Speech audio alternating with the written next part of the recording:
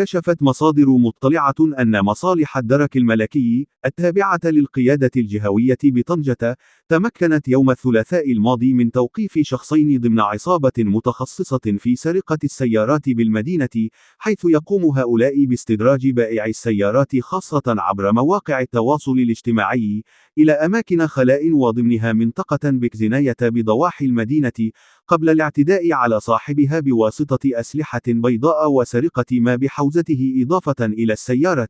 وحسب المصادر، فإن هذه العصابة سجل ضدها عدد من الشكايات من طرف الضحايا، ليتم وضع كمين أمني من طرف المصالح الأمنية المعنية، ليتم توقيف مشتبه بهما تحت إشراف النيابة العامة المختصة، في وقت اتضح أن متزعم العصابة من ذوي السوابق القضائية وسبق أن قضى أزيد من 10 سنوات في السجن، كما أنه موضوع برقيات من أجل سرقة السيارات، الاحتجاز، الاتجار في المخدرات والاغتصاب. إلى ذلك، فقد تم وضع الموقوفين رهن الحراسة النظرية بتعليمات من النيابة العامة المختصة، وذلك من أجل تعميق البحث في قضايا السرقة والمتهمين فيها والوصول إلى كافة المتورطين في هذه القضية، فضلا عن الأشخاص الذين يقتنون المستلزمات المسروقة من لدن هذه العصابة. وللإشارة، فإن مثل هذه القضايا المرتبطة بالتعاملات عبر الشبكات الاجتماعية باتت موضوع شكايات واعتداءات، فقد سبق لعناصر الفرقة الوطنية للشرطة القضائية بتنسيق مع المصلحة الولائية للشرطة القضائية بطنجة أن تمكنت في وقت سابق من توقيف 4 أشخاص، 2 منهم من ذوي السوابق القضائية،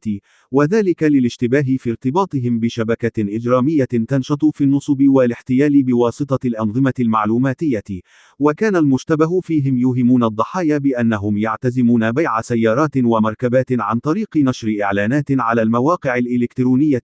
قبل أن يعمدوا لسلبهم مبالغ مالية يحصلون عليها على سبيل التسبيق عبر وكالات تحويل الأموال. وقد أسفرت عملية التفتيش عن حجز 6 هواتف محمولة و50 شريحة إلكترونية هاتفية يشتبه في كونها تستخدم في تسهيل ارتكاب هذه الأفعال الإجرامية، وكانت قضية مماثلة مرتبطة بالنصب عبر الشبكات في تورطهما في قضية تتعلق بالنصب والاحتيال، وكان المشتبه فيهما قد أقدم على تعريض الضحايا للنصب والاحتيال بعدما أن تم إيهامهم بواسطة إعلانات منشورة على الإنترنت بأنهما يعتزمان تأجير مساكن ومحلات تجارية وهمية بمدينة طنجة مقابل مبالغ مالية الاجتماعية قد عالجتها المصلحة الولائية للشرطة القضائية بمدينة طنجة حين أوقفت شخصين في وقت سابق، وذلك للاشتباه في تورطهما في قضية تتعلق بالنصب والاحتيال، وكان المشتبه فيهما قد أقدم على تعريض الضحايا للنصب والاحتيال بعدما أن تم إيهامهم بواسطة إعلانات منشورة على الإنترنت بأنهما يعتزمان تأجير مساكن ومحلات تجارية وهمية بمدينة طنجة مقابل مبالغ